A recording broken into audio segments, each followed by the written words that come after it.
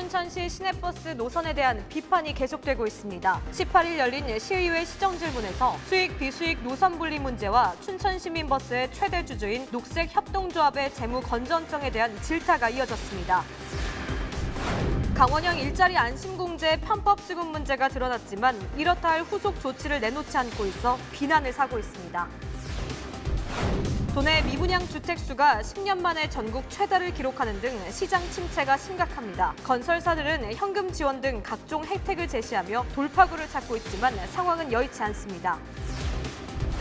저출산과 고령화 등으로 심화하는 인력난 해소를 위해 외국인 노동자를 고용하는 경우가 급증하고 있습니다. 하지만 업무 효율성을 높이고 안정화하기 위해서는 제도적 보완이 필요하다고 합니다.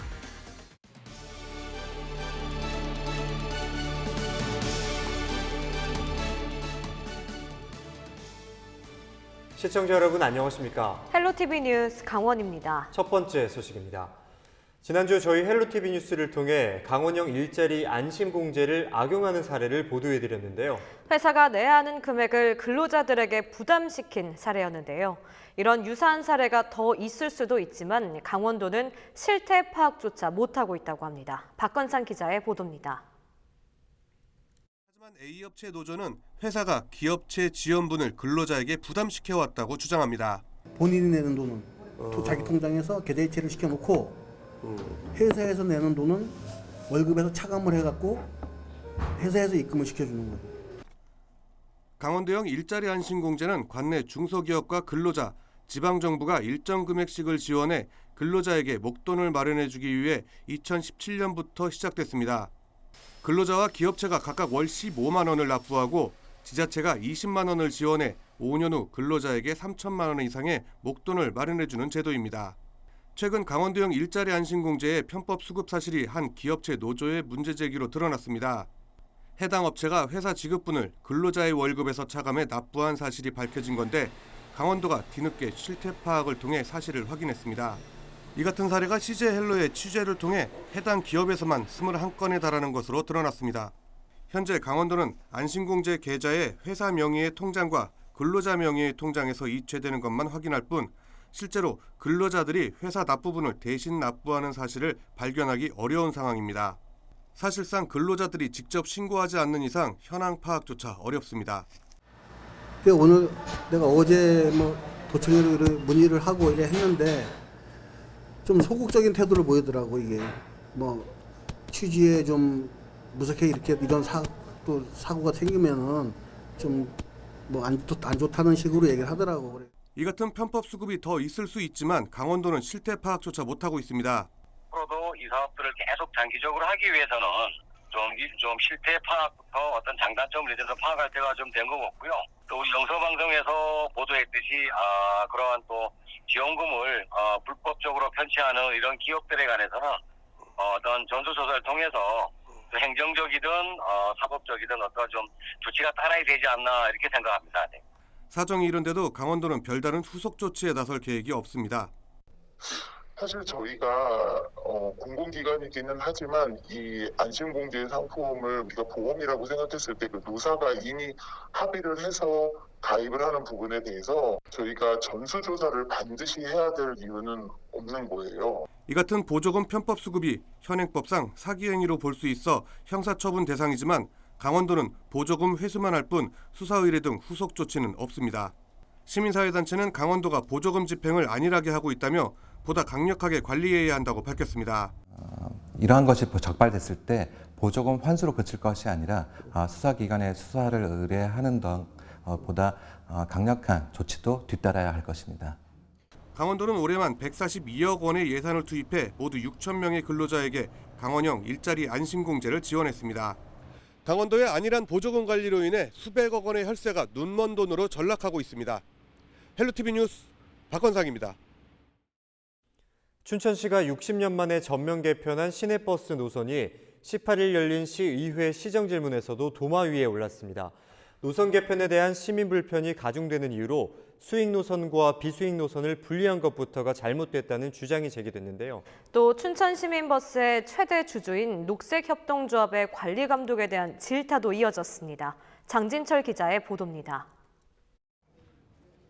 춘천시가 60년 만에 전면 개편한 시내버스 노선이 18일 열린 춘천시의회 시정질문에서 도마 위에 올랐습니다. 이번 노선 개편에서 시내 노선 중에서도 수익이 나지 않는 36개 노선도 함께 폐지하다 보니 시민 불편이 가중됐다는 주장이 제기됐습니다. 마을버스 전에 비수익 노선이 66개였어요. 그게 마을버스로 해서 비수익 노선을 만든 거 아닙니까? 30개입니다. 그 비수익 노선이 36개가 줄어버렸거든요. 그러면 마을버스로 아무리 개편을 한들 그 36개 줄은 거에 대해서 시민의 불편이 불보듯 뻔한 거 아니겠습니까? 또 현재대로라면 시민버스의 연간 수익은 18억 원에 달한다고 주장했습니다. 반면 춘천시가 내년에 적자 노선에 투입할 예산은 30억 원으로 올해 적자 노선 지원금보다 오히려 늘었다고 덧붙였습니다. 쉽게 말해 수익을 모두 버스회사가 가져가다 보니 춘천시가 부담할 적자 금액이 오히려 늘어난 반면 노선이 없어지면서 시민 불편은 더 가중되고 있다는 겁니다. 결국 시내버스 노선 개편이 시내버스 회사 경영 부담을 덜어주기 위한 수단으로 볼 수밖에 없다는 주장입니다. 춘천시는 이번 노선 개편에서 수익 노선과 비수익 노선을 나눠 수익 노선만 춘천 시민버스에 주고 나머지 외곽 노선을 포함한 비수익 노선은 마을버스를 투입했습니다. 춘천 시민버스의 최대 주주인 녹색 시민협동조합에 대한 관리 감독도 도마 위에 올랐습니다. 협동조합의 대동대한운수 인수합병 지원을 위해 춘천시가 차고지까지 매입해 무상 임대했음에도 조합에 대한 관리 감독이 이뤄지지 못하고 있다고 지적했습니다. 10,000명을 모은다던 조합원은 650여 명 모집에 그쳤고 조합이 보유한 현금도 1,200여만 원에 불과해 여전히 부실 조합이라고 주장했습니다. 녹색 시민협동조합에 사무실은 없지만 그래도 재무 상태는 괜찮게 자고 봤습니다. 현금 1,200만 원 있습니다. 아까 김준수 의원님 그 조합원 몇 명이냐고 물어보셨잖아요. 651명인가 있습니다. 춘천시는 협동조합 관련 법에 따라 행정이 조합 운영에 직접적으로 관여할 수 없는 상황이라고 밝혔습니다. 다만 이번에 지적된 문제점에 대해 보완책 마련을 검토하겠다고 설명했습니다. 헬로티비 뉴스 장진철입니다. 도내 미분양 주택수가 10년 만에 전국 최다를 기록했습니다. 특히 도내 미분양 물량의 40%를 차지하는 원주는 미분양 해소가 더디기만 합니다. 미분양 아파트들은 거래 활성화를 위해 현금 지원 등 각종 혜택을 제시하며 돌파구를 찾고 있지만 상황은 여의치 않습니다. 이다혜 기자의 보도입니다. 원주 도심에 건설 중인 한 아파트입니다. 내년 상반기 입주를 앞두고 막바지 단장이 한창입니다. 2개 단지에 모두 900여 세대를 공급하는 이 아파트는 최초 분양 당시 청약 미달 사태를 빚었습니다. 즉시 추가 분양에 나섰지만 2년이 다 되도록 20% 분양에 그치고 있습니다. 원주의 또 다른 아파트는 전체 4개 단지 2,600여 세대 가운데 1,500여 세대, 즉 절반 이상이 미분양으로 남았습니다. 이처럼 부동산 경기 침체로 아파트 계약률이 저조하자 분양 대행사들은 앞다퉈 파격 조건을 제시하며 계약자 모시기에 나서고 있습니다. 비용이 드는 발코니 확장 등 옵션 항목을 무료로 해주는가 하면 계약금 정액제, 중도금 무이자 전환 등 계약 조건을 대폭 완화했습니다. 뿐만 아니라 일정 기간 내 계약자를 대상으로 적게는 수백만 원에서 많게는 1,000만 원 이상까지 현금을 지급하는 프로모션마저 내걸고 있습니다.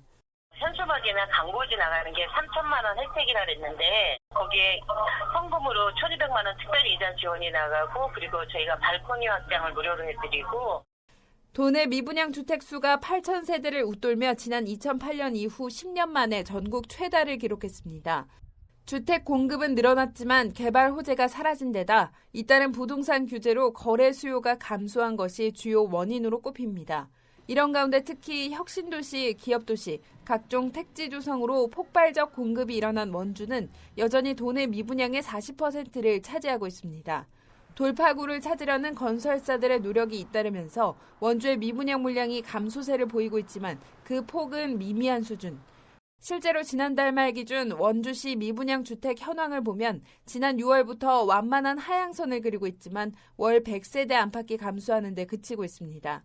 이런 가운데 지난 16일 정부가 고강도 부동산 정책을 내놓으면서 지역의 주택 시장이 더 얼어붙지 않을까 업계는 긴장감이 감돌고 있습니다. 수도권 다주택자의 주택 처분을 유도하고 담보대출을 제한하는 등 규제가 강화되면서 외지인들의 투자 위축이 우려되기 때문입니다. 근데 이 지방의 미분양은 곧 도시에서는 소진하기 힘들고요. 시계를 펴려고 하는 시점에서 이런 분위기니까 다시 가라앉을 수밖에 없어요. 원주시는 지난 2017년 12월부터 미분양 관리 지역에 포함되었습니다. 미분양 해소를 위한 업계의 몸부림에도 미분양 오명은 당분간 계속될 전망입니다. 헬로티비 뉴스 이다혜입니다. 지난 4월 발생한 동해안 산불의 피해목 자원화가 추진됩니다.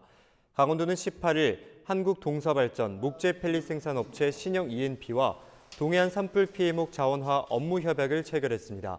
이날 협약에 따라 신영 E&P는 동해안 산불 피해목을 수집해 목재펠릿을 제조하고 한국동서발전은 이 원료를 발전용으로 우선 매수하기로 했습니다. 이와 함께 한국동서발전은 산불 피해 지역의 기업 숲을 조성하고 신영 E&P는 강원도에 연간 30만 톤의 목재펠릿을 생산할 수 있는 공장을 설립키로 했습니다.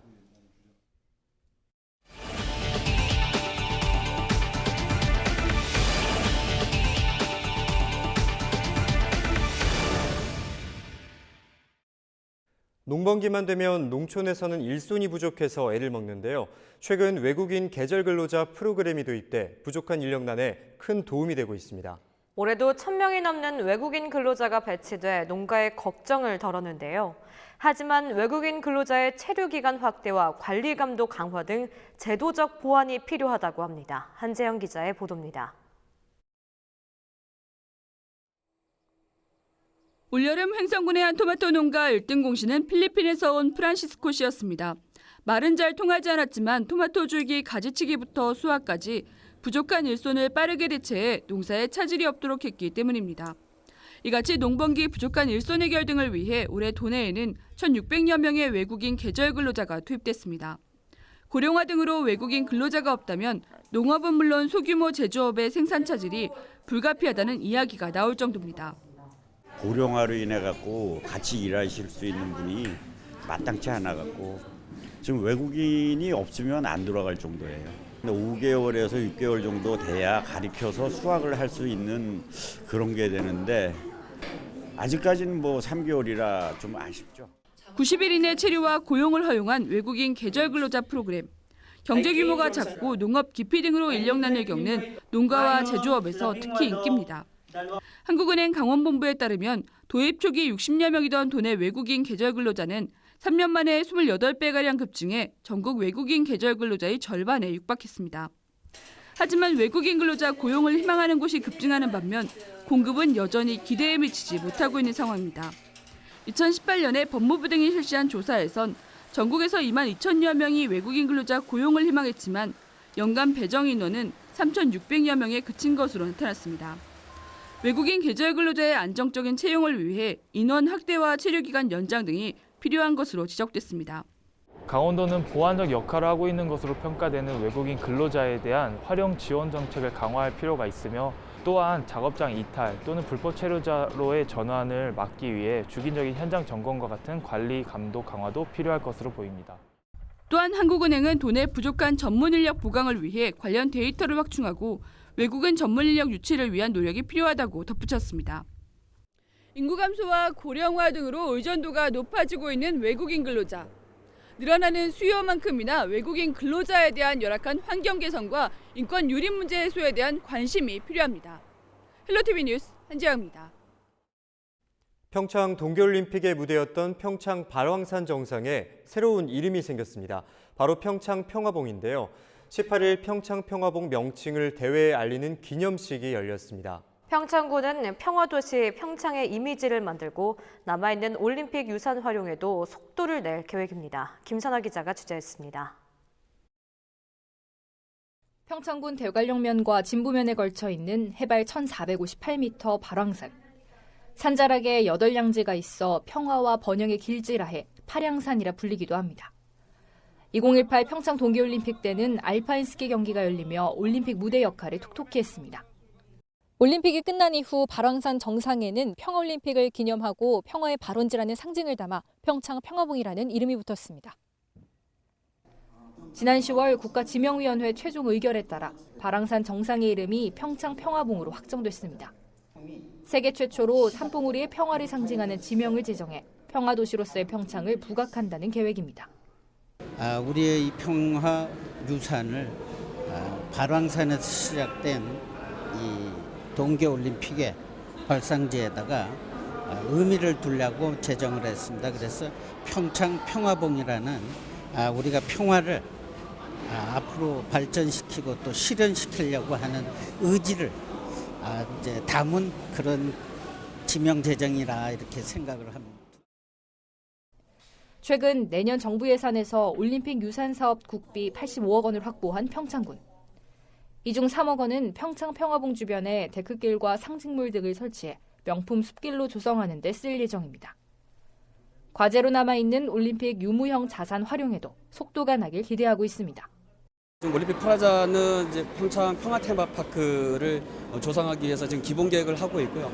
아마 2022년까지 우리 평화 테마파크가 이제 완성이 돼서 평화의 어떤 그런 랜드마크 역할을 할 수 있도록 그렇게 준비를 해 나가고 있습니다. 평화의 발원지 평창 평화봉이 올림픽 유산으로서 세계적인 명소가 될 수 있을지 관심이 모입니다. 헬로티비 뉴스 김선아입니다. 원주문막 화훼특화 관광단지 지구 지정이 최근 시료된 가운데 원주시가 사업자에 출자한 출자금 3억 원을 회수해야 한다는 주장이 제기됐습니다. 원주 SRF 열병합 발전소 저지를 위한 범시민 대책위원회는 18일 원주시청 브리핑룸에서 기자회견을 열고 원주시는 화훼단지 출자금 3억 원을 회수하라고 촉구했습니다. 범대위는 또 화훼단지의 열공급 시설로 추진된 SRF 열병합 발전소 건립 추진도 종지부를 찍게 됐다며 한국산업단지 강원지역본부가 발전소 사업부지 용도를 해제해야 한다고 강조했습니다.